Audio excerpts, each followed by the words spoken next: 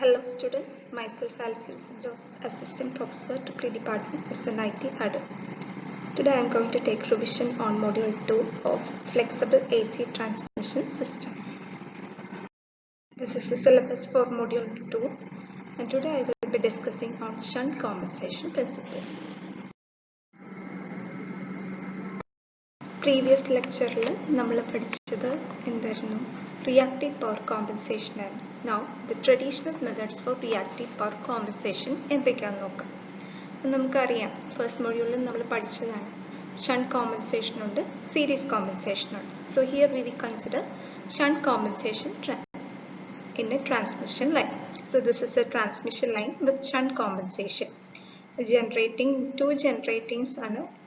First one, this is the sending end and this is the receiving end. Best one, transmission line reactance ആണുള്ളത്. Mid പോയിന്റിലാണ് നമ്മൾ shunt compensation provide ചെയ്തത്. ഇവിടെ ഒരു capacitor ആണ് ഉപയോഗിച്ചേക്കുന്നത്, variable capacitor. With this we control the reactive power through this line. So mid പോയിന്റിൽ ആണ് reactance of transmission line JXL/2 JXL/2 ആയത്.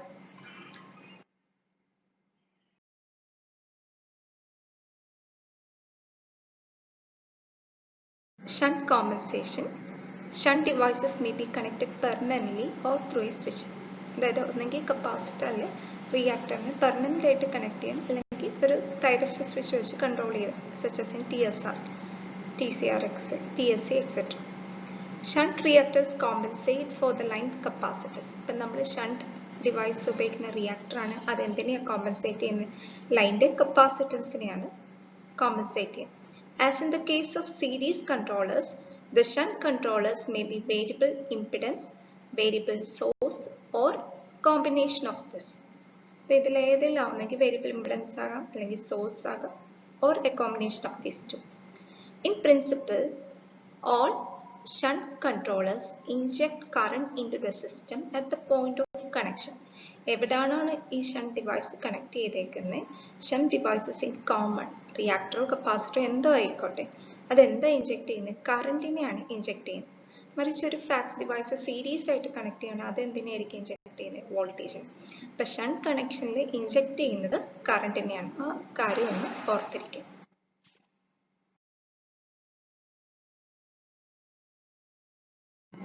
നമ്മൾ ഷണ്ട് ഡിവൈസ് കണക്ട് ചെയ്യുമ്പം അവിടെ കറണ്ടിനെയാണ് ഇൻജെക്ട് ചെയ്യുന്നത്.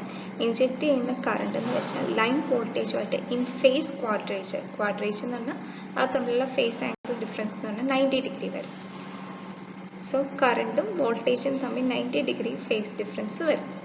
And the shunt controller supplies or consumes variable reactive power. ഒന്നെങ്കിൽ അത് absorb ചെയ്യും, അല്ലെങ്കിൽ ജനറേറ്റ് ചെയ്യും, അല്ലെങ്കിൽ സപ്ലൈ ചെയ്യും റിയാക്റ്റീവ് പവർ.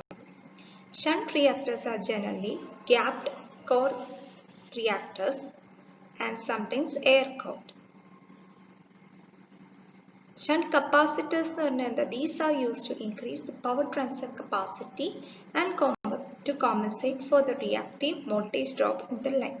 ഇപ്പോൾ റിയാക്ടർ ഉപയോഗിക്കാം, കപ്പാസിറ്റർ ഉപയോഗിക്കാം. ഷണ്ട് റിയാക്ടർ ഉപയോഗിക്കുകയാണെങ്കിൽ അതെന്തായിരിക്കും ഉദ്ദേശം? റിയാക്റ്റീവ് പവറിനെ അബ്സോർബ് ചെയ്യുക. അങ്ങനെ ഇപ്പം സപ്പോസ് ട്രാൻസ്മിഷൻ ലൈനിന്റെ വോൾട്ടേജ് ഒരുപാട് താഴ്ന്നുപോയി, വോൾട്ടേജ് സാഗുണ്ടായി, അപ്പോൾ അതെന്താ ശരിക്കും പറഞ്ഞാൽ ലോസസ് കൂടുകയാണ് ചെയ്യുന്നത്. അപ്പം ലോസസ് കൂടിയ നമ്മുടെ എഫിഷ്യൻസി കുറഞ്ഞു പോയി. അപ്പം ആ സമയത്ത് പവർ ട്രാൻസ്മിഷൻ കേപ്പബിലിറ്റി കൂട്ടണമെങ്കിൽ നമുക്ക് ആ വോൾട്ടേജിനെ മെയിൻറ്റെയിൻ ചെയ്യണം. മെയിൻറ്റെയിൻ ചെയ്യണമെങ്കിൽ എന്ത് സപ്ലൈ ചെയ്യണം? റിയാക്റ്റീവ് പവറിനെ സപ്ലൈ ചെയ്യണം. സോ ആ കേസിൽ നമുക്ക് എന്ത് വേണം? ഷണ്ട് കപ്പാസിറ്റർ കൊടുക്കണം. കപ്പാസിറ്റർ ആണ് റിയാക്റ്റീവ് പവറിനെ സപ്ലൈ ചെയ്യുന്നത്. അതുകൊണ്ടാണ് പറഞ്ഞത് shunt capacitors are used to increase the power transfer capacity and to compensate for the reactive voltage drop in the line. Shunt കപ്പാസിറ്റേഴ്സിനെ കുറിച്ച് പറയുമ്പോൾ നമ്മൾ മെക്കാനിക്കൽ സ്വിച്ച് വെച്ചിട്ട് കൺവെൻഷണൽ വേയിൽ ഉപയോഗിക്കുകയാണെങ്കിൽ കുറച്ച് അഡ്വാൻറ്റേജ് ഉണ്ട്. കോസ്റ്റ് വളരെയധികം കുറവാണ്. ഇൻസ്റ്റാളേഷൻ എന്ന് പറഞ്ഞാൽ സിമ്പിൾ ആയിരിക്കും. അതേപോലെ നെഗ്ലിജിബിൾ ലോസസ് ആണ് ഫേസ് ചെയ്യേണ്ടത്. പിന്നെ മെയിൻ്റെനൻസ് പ്രോബ്ലംസ് കുറവായിരിക്കും. And it will be more reliable in service with a long life.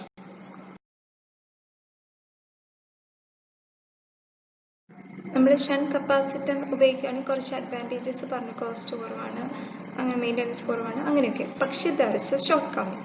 എന്ന് പറഞ്ഞാൽ ഇവിടെ നമുക്ക് റിയാക്റ്റീവ് പവർ കോമ്പൻസേഷന് വേണ്ടിയാണ് ഉപയോഗിക്കുന്നത്. പക്ഷെ ലോഡ് ഡിമാൻഡ് കണ്ടിന്യൂസ്ലി വേരി ചെയ്യുന്ന സമയത്ത് റിയാക്റ്റീവ് പവറിനെ മാച്ച് ചെയ്യാൻ പോസിബിൾ അല്ല ഷണ്ട് കപ്പാസിറ്റർ വെച്ച്. അതായത് ഷണ്ട് കപ്പാസിറ്റർ മെക്കാനിക്കൽ സ്വിച്ചിങ് വെച്ചിട്ടാണ് ഈ പറയുന്നത്. It is not possible to vary reactive power matching with load demand continuously. കാരണം സ്റ്റെപ്പ് വേരിയേഷനെ പറ്റത്തുള്ളൂ. Then there exists a possibility for harmonics if present to get amplified. Harmonics ഉണ്ടെങ്കിൽ അതിനെ amplify ചെയ്യുകയാണ് ചെയ്യുന്നത് ഇവിടെ. There also exists a scope for series or parallel resonance phenomenon to occur which requires to be investigated prior hand. അപ്പോൾ ആ കാര്യം ചിന്തിച്ച് വേണം ചെയ്യാൻ. അവിടെ റെസൊണൻസ് ഫിനോമിനൻ എക്സിസ്റ്റ് ചെയ്യാനുള്ള എല്ലാ പോസിബിലിറ്റിയും ഉണ്ട് when we are using shunt capacitor for reactive power compensation. So this session we were revising on shunt compensation or the use of shunt capacitor or reactor for reactive power compensation. In the next session I will be concentrating on series compensation.